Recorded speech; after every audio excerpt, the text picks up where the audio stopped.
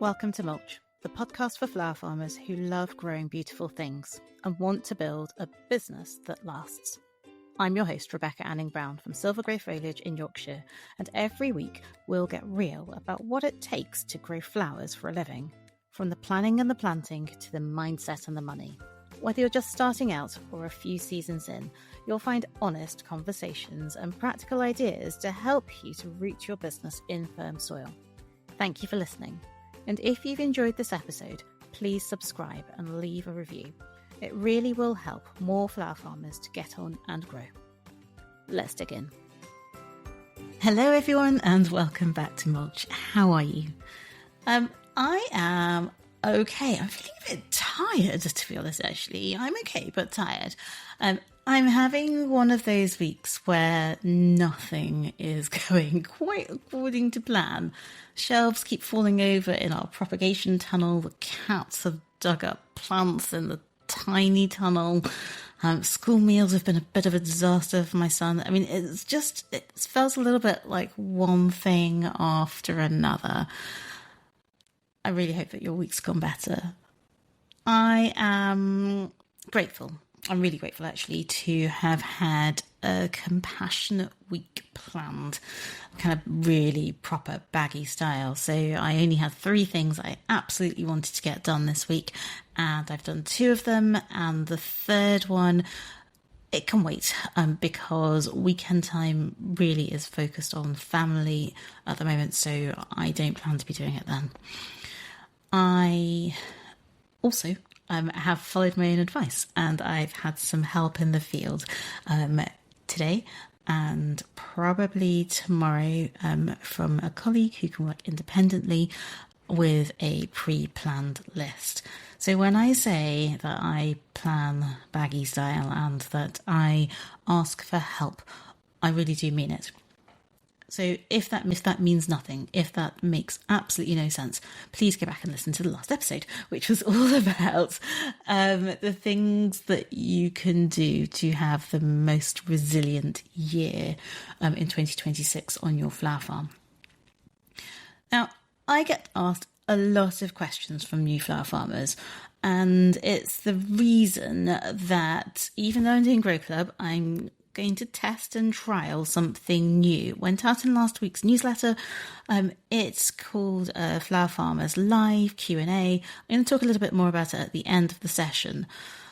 But based on lots of those questions, this episode is entitled 5 Things Not to Do in Your First Year of Flower Farming.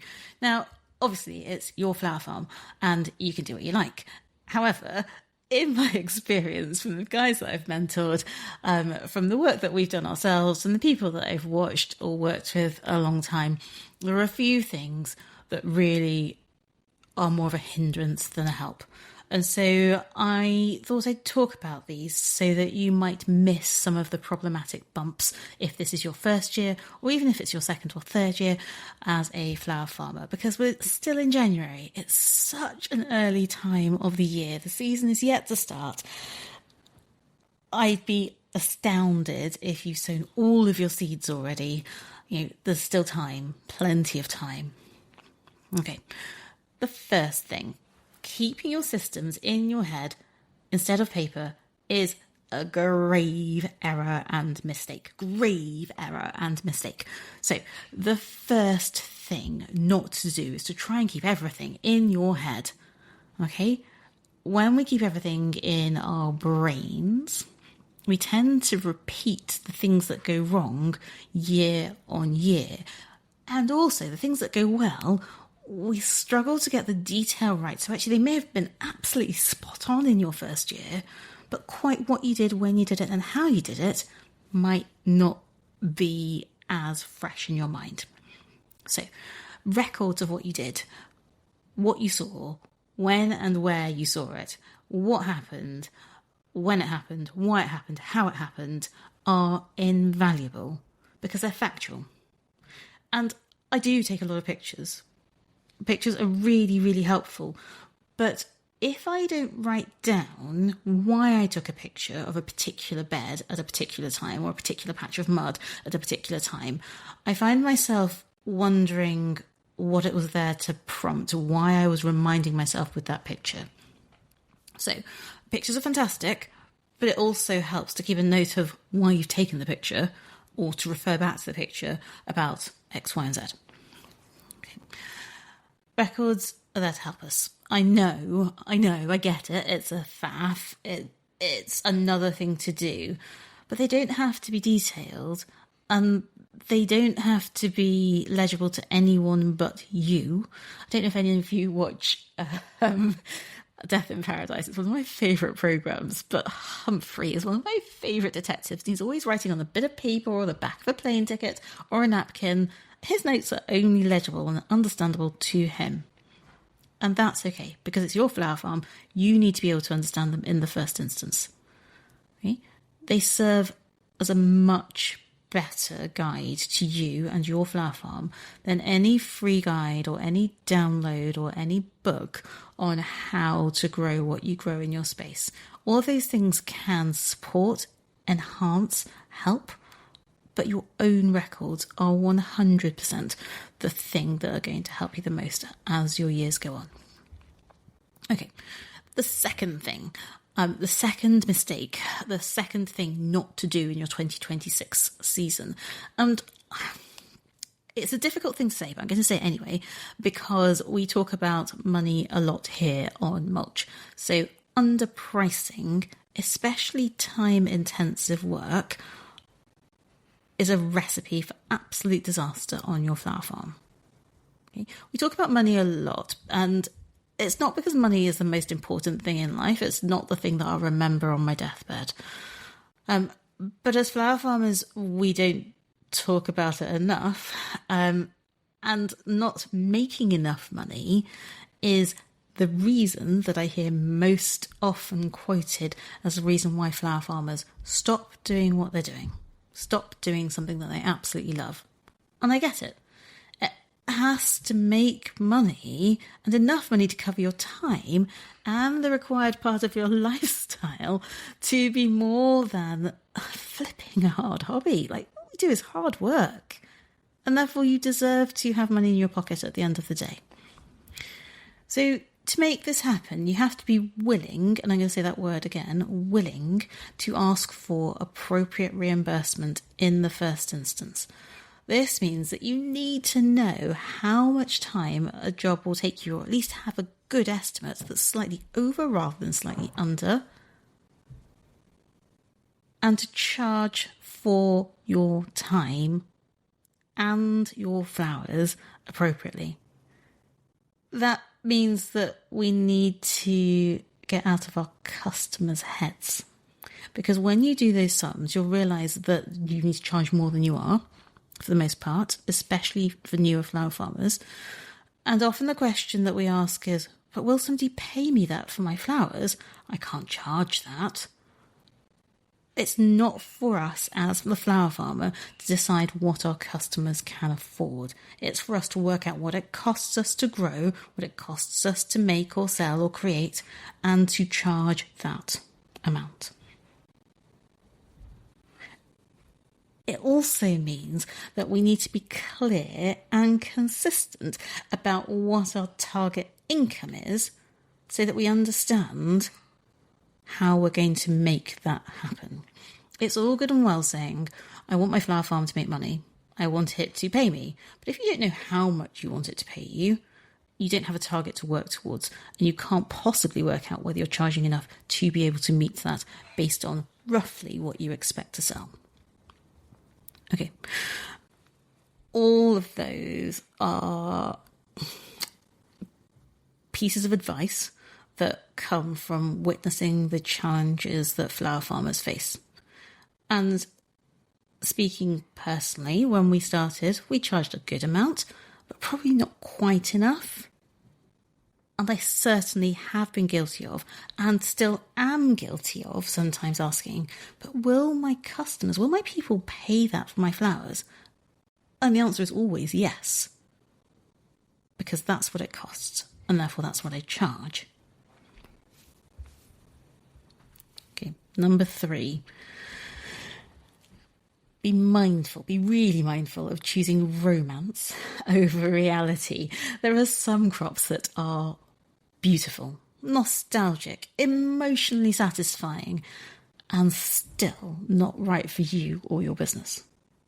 Now, for me, one of those flowers is the cornflower. I love them, and they're quintessentially British late spring, early summer flowers, but I don't grow them. I don't grow them for a number of reasons, but primarily because they're a faff to cut, and it is that simple. What starts off as a beautiful flower that I'm desperate to have is always a pain, and I'm always deadheading it, and I end up resenting the flower and not making a sensible amount of money or profit from selling it. The romance of that flower is enough. Now, for clarity, I don't grow flowers that I don't like because I have to look after them and I have to cut them. That doesn't mean that I don't grow beautiful flowers. It means that all the flowers that I love also have to make sense in my field or my tiny tunnel to be warrant, to be afforded the space that provides income. Okay, next. Error number 4, thing to avoid. Number 4, if you're an early or new flower farmer, and that is overcomplicating your successions. So there is this real obsession with having a succession plan as a flower farmer and trying to have everything consistently throughout the whole season. Nature doesn't really allow us to do that. I'm sorry if that's a clanger, but there are some flowers that, frankly, nature is not going to let us grow consistently all season long. And so that concept of little and often, which does sound sensible, may leave you deadheading or cutting back stems that aren't the right length for your work and wasting time and effort and energy. Now, I could talk to you about the bed spaces and realistic capacity and defined sales outlets and all of those things. But for me, the key thing about the little and often principle, which I know where it comes from, but is problematic, especially for British growers, is that really quite quickly you become saturated with trays of stuff everywhere and chaos and overwhelm, which I again talk about quite a lot on this podcast, and it's just not necessary. Now, if you take nothing else away from listening to this podcast, I implore you to simplify your sowing plan. Now, I work with Gemma. Gemma may not think that I've simplified my sowing plan, but Gemma has not seen my sowing plan from when we started in 2019 or 2020, which was ridiculous. Little and often, little and often, little and often. Little, maybe, if you're of a smaller size. Often, maybe, if you're wanting to grow variety, but not necessarily little and often of the same things. Okay, that's something that I talk about in Grow Club, amongst other places, but just be really mindful of how complicated you're making your life, and that overcomplicating things really does risk your chances of success. Okay, number 5, my 5th and final top tip for new flower growers to really carefully consider steering clear of. And that is, controversially, pursuing perennials at the wrong point in your flower farming career. Now, this is an interesting one because perennials are 100% the backbone of our flower farm. In fact, over summer in 2025, when it was hot and dry, I cut 90% perennials because we have so many. We also farm on a 2-acre site and we've been going for 7 years, so that has to be given some context. Many people are setting up their flower farms wanting to grow perennials for that reason. The challenge with doing that when you're first starting is that you don't necessarily understand the ground that you're working with well enough to choose the right place to plant. And therefore, the right place to establish your perennials. And perennials require the right place, the right soil, the right moisture, the right sunshine to thrive for you, and therefore to produce endless stems that you can cut for your customers.